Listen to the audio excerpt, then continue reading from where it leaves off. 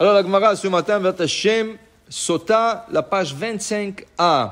Alors, pour expliquer cette Gemara, il nous faut faire une petite préface pour expliquer qu'est-ce que la Gemara est en train de discuter. Il y a dans la parashat de Nasso, il y a une histoire, il y a une mitzvah qui s'appelle Sota. Sota, c'est une femme que son mari la suspecte d'infidélité.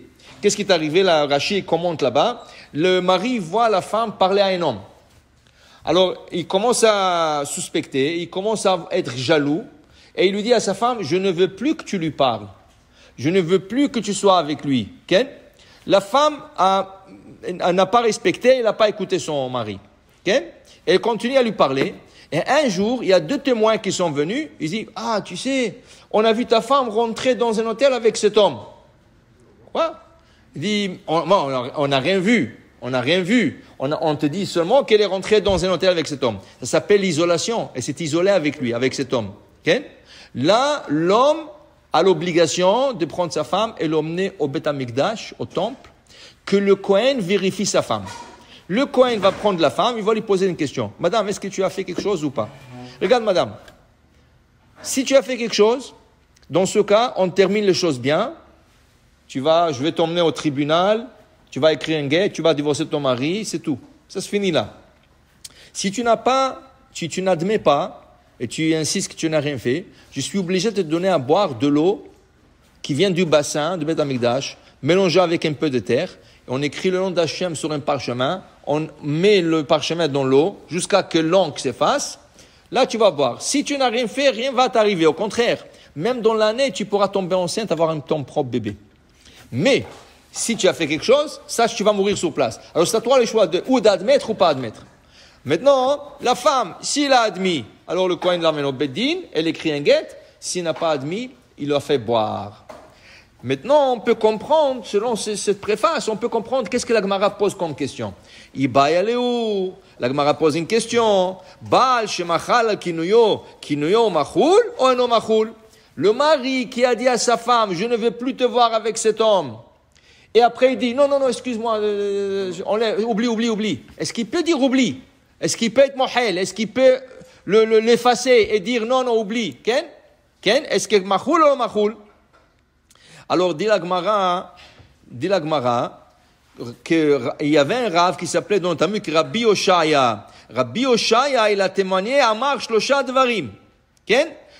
Au nom de Rabbi Ze'era, mais Anshe Yerushalayim, qu'il a écouté de Rabbi Ze'era, un de sages de Jérusalem. Il a dit comme ça. Baal shemachal kinoer machul. Le mari qui a averti sa femme et après il dit je regrette, c'est pardonnable. Après il a dit Vzaken mamre shiratsu bedin limcholo mochlim lo. Quand il y avait le Sanhedrin, il y avait des lois. Il y avait on appelle Zaken, un sage, mais lui, il montrait une halakha contre le Sanhedrin. Le Sanhedrin disait ça c'est interdit, lui il disait c'est permis. Alors normalement il l'attrape, il le condamne. Mais si le Sanhedrin dit non, tu sais quoi, lui c'est un grand chacham, pardonne-le, c'est pardonnable. Si le Sanhedrin veut lui pardonner, c'est pardonnable. Et après il dit ici, ben sorer ou moré, le fils rebelle, chez Aviv ve'imo ratzu limcho lo mochalim lo. Un fils rebelle, normalement, ils doivent l'emmener au Beddin pour le condamner. Mais si le père et la mère lui disent Mehila, on le pardonne, qu'on ne l'emmène pas au Beddin, c'est pardonnable. Alors dans ce cas, l'homme qui a averti sa femme de ne pas être avec un certain homme, et après il dit non, oublie, pardon, enlève-le, c'est pardonnable. Mais la Gemara dit tout ça, tant qu'il ne s'est pas isolé avec l'homme. Il lui dit, je ne vais plus te voir avec lui, tout ça. Il lui a averti, tout ça. Après, il lui dit, non, oublie. J'ai rien dit. Pardonnable. Mais s'il est parti, elle s'est isolée avec cet homme, ce n'est plus entre les mains du mari. C'est la Torah qui exige que cet homme emmène sa femme au Beddin. Pour dire que l'isolement, c'est très grave. Qu'après, c'est plus le mari qui peut pardonner ou pas pardonner.